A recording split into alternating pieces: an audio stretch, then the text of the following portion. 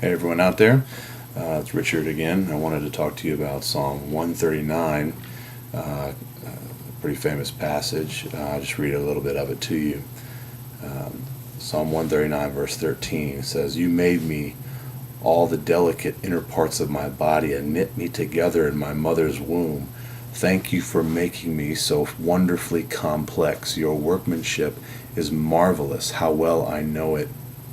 You watched me as I was being formed in utter seclusion, as I was woven together in the dark of the womb. You saw me before I was born. Every day of my life was recorded in your book. Every moment was laid out before a single day had passed. How precious are your thoughts about me, O God. They cannot be numbered." I just wanted to talk to you guys today about kind of on the same lines of the theology of disability. 9 out of 10 children who are found with Down syndrome in utero are aborted. And I just find this quite an appalling statistic because several reasons, because of Psalm 139, but more importantly because of God's knitting work, or what I like to call God's needlework. His needlework is perfect and astounding, and we see 2 words in this passage that I like to point out. First of all, in verse 13, "You knit me together in my mother's womb." And then also in verse 14, "Your workmanship is marvelous. How well I know it." That's just a powerful, powerful statement.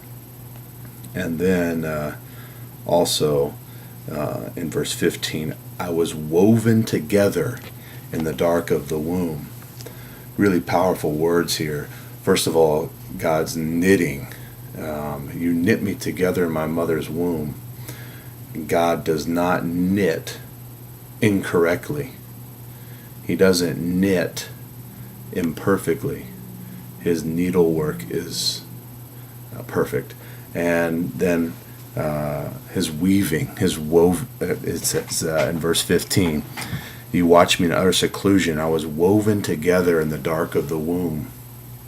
And to find out that 9 of 10 Down syndrome children are aborted is just really appalling to me, because of course Anna has Down syndrome, and to find out that 9 and 10 are saying that God's knitting work is imperfect is really upsetting, and really comes into clear view how our culture sees perfection and sees God's knitting work, and is discarding God's knitting work, saying that's not right.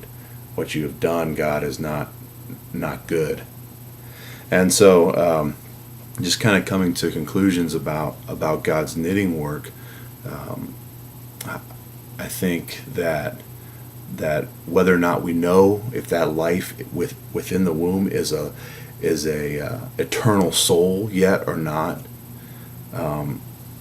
Psalm 139 clearly says God is starting something that is amazing, something that He is doing in the womb.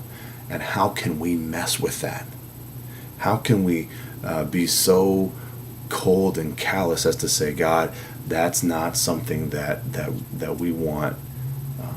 And not only that, but how can you interfere with God starting something and God doing something? He is at work. And as John Piper says so eloquently, you don't mess with that. You don't mess with that.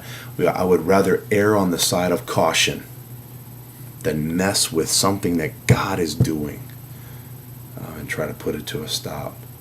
So those are my thoughts on God's knitting work.